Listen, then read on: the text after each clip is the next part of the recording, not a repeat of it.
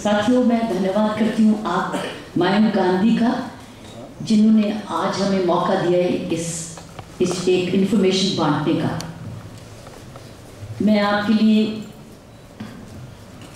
कानून का कंपैरिजन लाई हूँ जो अन्ना की टीम ने लिखा और बनाया, और सरकार ने भी जो लिखा और बनाया, क्योंकि हमने देखा है कि बहुत ज़बरदस्त मिस इन्फॉर्मेशन और प्रोपेगेंडा हो रहे हैं कि ये कोई तानाशाह ग्रुप बन रहा है, ये कोई फ्रैंकनस्टाइन मॉन्स्टर बन रहा है, ये एक अनअकाउंटेबल इंडिपेंडेंट बॉडी बन रही है जो जजेस को भी, एमपीज को भी, मंत्रियों को भी, सभी को अपने अधीन ले रही है। ऐसा बन रहा है जिसमें बजट पर भी वो कह रहे हैं हम अपने आप खर्च। ये मैं वो स्टेटमेंट्स दे रही हूँ जो कि टेलीविजन पे सुने गए और देखे गए। हम खुद जब देखते थे तो हैरान होते थे कि अब इसको काउंटर कैसे करेंगे आपके लिए। कई बार एडिटोरियल्स में भी ऐसे आए। अब हम कितना देखेंगे, कितना बोलेंगे, कितनी जगह टेलीविजन पे लेंगे, क्योंकि हम लोग कोई मंत्री थोड़ी हैं जो कि अगर हम लोग कभी भी फ़ोन करें तो हमको उतनी स्पेस मिलेगी। हमको वही स्पेस मिलती है जितनी हम ले पाते हैं, लेकिन उसके बाद काउंटर करते रहे हमेशा, वो हमारी नेचर में भी नहीं था और ना ही हमारे पास ये काबिलियत थी, या हमारे पास कैपेसिटी थी। काबिलियत ज़रूर थी लेकिन कैपेसिटी नहीं थी। इसलिए मयंक ने ये जो प्रेस कॉन्फ्रेंस की है, इसका मेन लक्ष्य यही है, आपको मैं दोनों कानूनों के बारे में बताऊं, उसके बाद आप फैसला करें कि ये जो प्रोपेगेंडा हुआ है वह ठीक है, और दूसरा क्या हमको सरकार वाला लेना चाहिए या हमको वो लेना चाहिए जो आम आदमी ने बनाया है। अन्ना टीम ने उसको लीड किया है, लेकिन आपको मालूम होगा कि ये बनाया सारे देश ने, क्योंकि इंडिया अगेंस्ट करप्शन जब मूवमेंट हुई थी तब उसमें ये कानून जब ड्राफ्ट किया गया था तो खोल दिया गया था। उसके ऊपर फिर व्यूज़ आए थे और फिर व्यूज़ हमने इनकॉर्पोरेट करते गए टाइम टू टाइम। इसके कोई 18th ड्राफ्ट या 20th ड्राफ्ट बना। 20 ड्राफ्ट्स एक आदमी नहीं बनाता। 20 ड्राफ्ट्स आइडियाज़ अलग अलग आते हैं तब बनता है, तो सिर्फ वेबसाइट से नहीं हुआ। सो मेरी पहली बात यह है कि ये कानून, ऐसा कानून जब से हम आज़ाद हुए, पहला ऐसा कानून है जो आम व्यक्तियों की पार्टिसिपेशन से बना और वो पार्टिसिपेशन बन के मीटिंग में गया।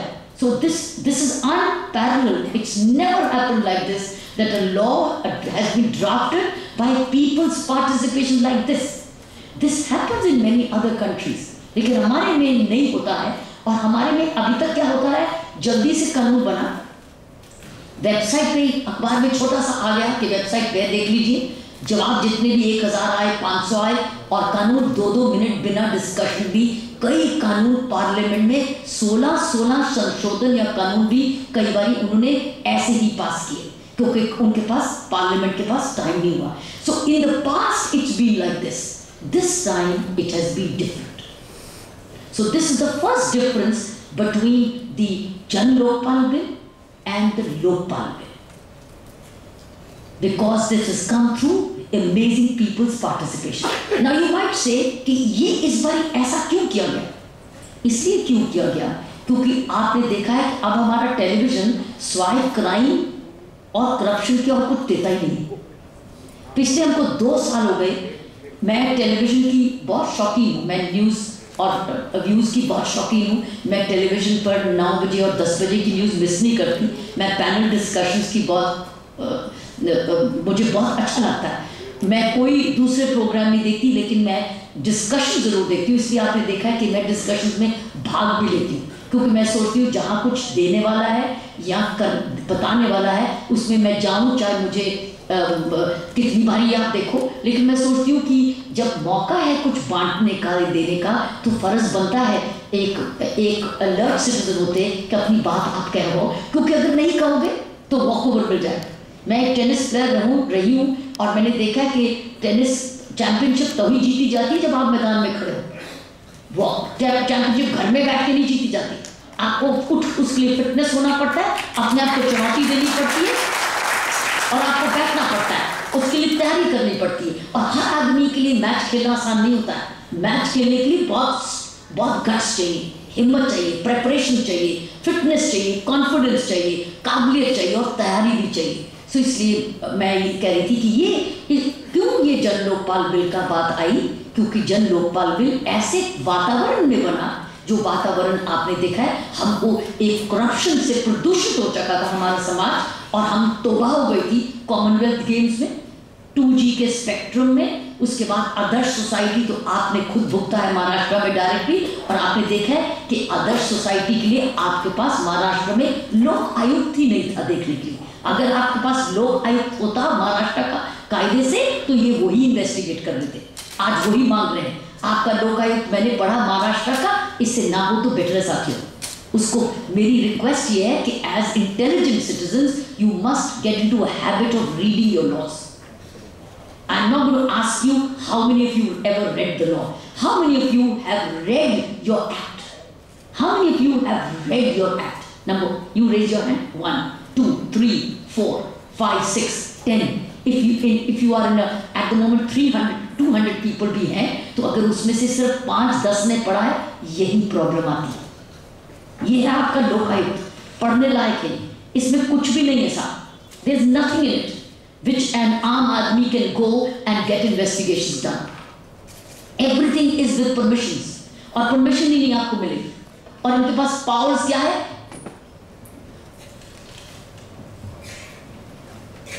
Inquiries, investigation इनके पास नहीं। और अगर ये इंक्वायरी भी करेंगे, इनकी इंक्वायरी के बाद कोई सुनेगा ही नहीं। It is nothing. It is cannot investigate. और वो केसेस ले सकते हैं जो सरकार इजाजत दे। तो क्या आदर्श सोसाइटी के लिए इजाजत देती कि तुम इन्वेस्टिगेट करो? ये मामला लोक आयुक्त का होना चाहिए था, लेकिन आपके पास लोक आयुक्त कायदे का है ही नहीं। और ये नहीं है कि आपके पास ही नहीं है, स्वाय कर्नाटका को छोड़ के हमारे पास जो 17 लोक आयुक्त हैं, किसी के पास भी नहीं। हमने जान के कमजोर लोक आयुक्त बनाए हैं ताकि वो कुछ भी नहीं कर सकें। वो एक सिंबलिज्म है। सो साथियों, this is why against this background लोक जन लोकपाल केम। तीसरी चीज, हम क्यों आए? सरकार ने क्यों नहीं बनाया?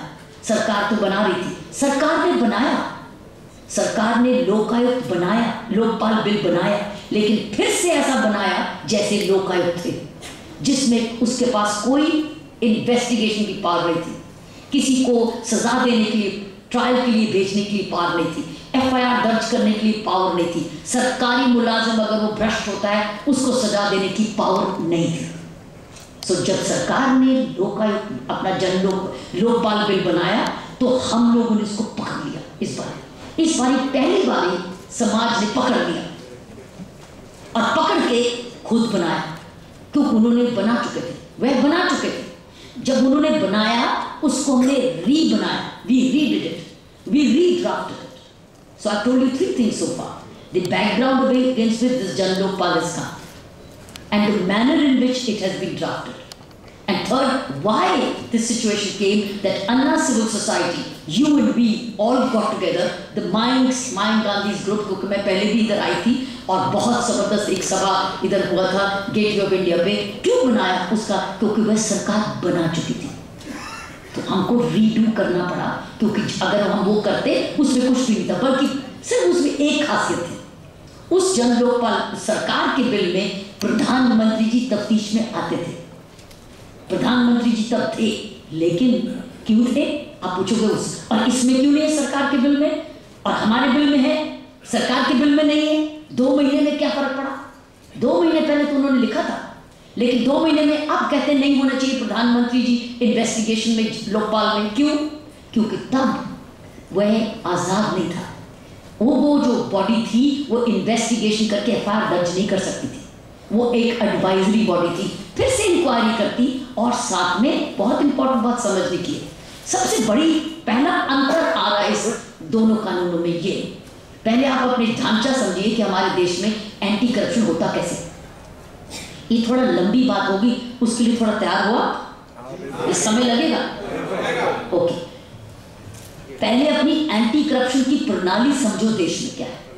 हमारे देश में CBI is the premier investigating agency, जो कि FIR दर्ज करती है, तफ्तीश करती है, और तफ्तीश करके केस फाइल करती है, कोर्ट में ट्रायल के लिए भेजती है और फिर कोर्ट क्या करता है, अगर कॉग्निजेंस जब लेता है तो वो जेल रखता है। जैसे कलमाडी, कनीमोजी और आपके कई साथी, आपके कई जानकार लोग भी जेल में आ। हमारे साथी नहीं है।